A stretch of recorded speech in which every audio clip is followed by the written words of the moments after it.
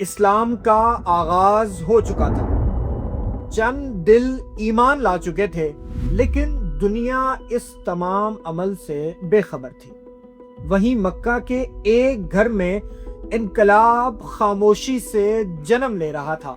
سیدہ خدیجہ رضی اللہ تعالی عنہا، سیدنا ابوبکر صدیق رضی اللہ تعالی عنہ، سیدنا علی المرتضی رضی اللہ تعالی عنہ، اور ایک نوجوان، ایک ایسا نوجوان کہ جس کی کہانی فقط محبت نہیں بلکہ وفاداری، ایمانداری اور قربانی سے منسلک تھی۔ وہ تھے زید بن حارثہ۔ حضرت علی رضی اللہ تعالی عنہ نے اسلام قبول کر لیا تھا اور یہ راز زیادہ دیر تک چھپا نہ رہ سکا۔ سیدنا علی المرتضی رضی اللہ تعالی عنہ کے والد ابو طالب کو یہ بات پتہ چل گئی۔ ابو طالب نے علی المرتضی رضی اللہ تعالی عنہ سے پوچھا، یہ میں کیا سن رہا ہوں؟ حضرت علی رضی اللہ تعالی عنہ نے بغیر کسی خوف کے کہا، میں اللہ اور اس کے رسول پر ایمان لا چکا ہوں، اور رسول اللہ صلی اللہ علیہ وآلہ وسلم جو کچھ لے کر آئے ہیں میں اس کی تصدیق بھی کر چکا ہوں۔ یہ سن کر ابو طالب خاموش ہو گئے، پھر بولے، محمد تمہیں کبھی برائی کی طرف نہیں لے جا سکتے۔ اگر تم نے ان کا ساتھ اختیار کر لیا ہے تو انہیں کبھی مت چھوڑنا۔ صلی اللہ علیہ وآلہ وسلم۔ ابو طالب اکثر کہا کرتے تھے، میں جانتا ہوں میرا بھتیجا جو کہتا ہے وہ حق ہے۔ انہی ابتدائی دنوں میں ایک شخص مکہ آیا۔ وہ تاجر تھا، نام تھا عفیف الکندی۔ وہ تجارت کے سلسلے میں عباس بن عبد المطلب کے ساتھ بیٹھا تھا۔ سورج غروب ہونے لگا، اسی دوران ایک نوجوان آیا۔ اس نے وضو کیا اور قبلہ رخ ہو کر نماز پڑھنا شروع کر دی۔ پھر ایک کم عمر لڑکا آیا اور وہ اس نوجوان کے ساتھ کھڑا ہو گیا۔ اس کے بعد ایک خاتون آئی، وہ ان دونوں کے پیچھے کھڑی ہو گئی، اور یہ اسلام کی ابتدائی جماعتوں میں سے ایک تھی۔ آگے رسول اللہ صلی اللہ علیہ وآلہ وسلم، ساتھ حضرت علی رضی اللہ تعالی عنہ، اور پیچھے سیدہ خدیجہ رضی اللہ تعالی عنہ۔ یہ منظر دیکھ کر عفیف حیران رہ گیا اور پوچھنے لگا، عباس یہ لوگ کون ہیں؟ عباس کہنے لگے، یہ محمد ہیں، ان کے ساتھ سیدنا علی رضی اللہ تعالی عنہ جو کہ میرے بھتیجے ہیں، اور ساتھ خدیجہ جو رسول اللہ صلی اللہ علیہ وآلہ وسلم کی زوجہ ہے۔ بعد میں عفیف مسلمان ہو گئے تو کہا کرتے تھے، کاش اس روز چوتھا آدمی میں ہوتا۔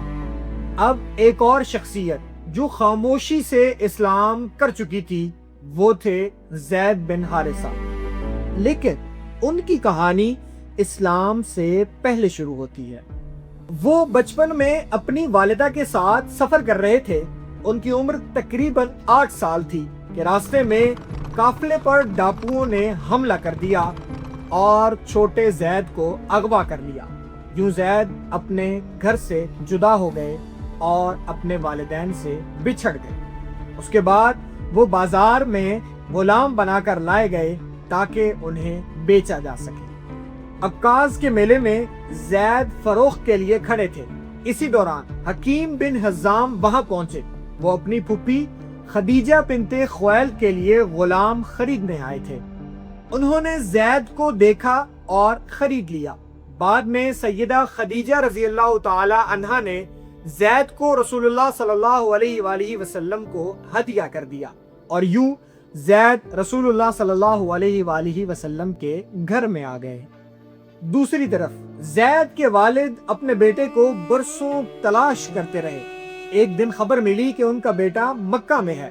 یہ خبر ملتے ہی زید کے والد اپنے بھائی کے ساتھ مکہ پہنچے، رسول اللہ صلی اللہ علیہ وآلہ وسلم سے ملے اور کہا، زید ہمارا بیٹا ہے، ہم اسے واپس لے جانے آئے ہیں۔ رسول اللہ صلی اللہ علیہ وآلہ وسلم نے فرمایا، زید فیصلہ خود کریں گے، اگر وہ تمہارے ساتھ جانے کو تیار ہیں تو مجھے کوئی اعتراض نہیں۔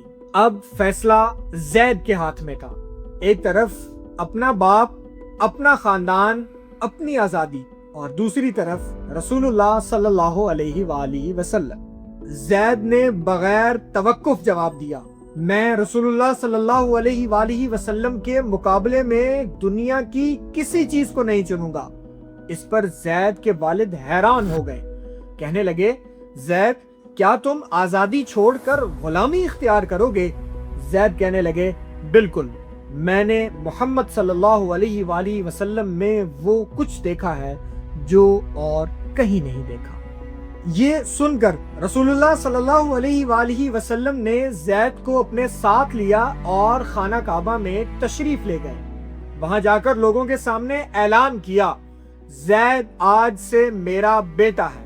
یہ اعلان صرف ایک جملہ نہیں تھا، بلکہ یہ محبت، عزت اور وفاداری کی مہر تھی۔ جب رسول اللہ صلی اللہ علیہ وآلہ وسلم نے دعوت اسلام دی تو زید نے بغیر لمحہ ضائع کیے آپ صلی اللہ علیہ وآلہ وسلم پر ایمان لایا، یعنی زید غلاموں میں سب سے پہلے رسول اللہ صلی اللہ علیہ وآلہ وسلم پر ایمان لانے والوں میں شامل ہوئے۔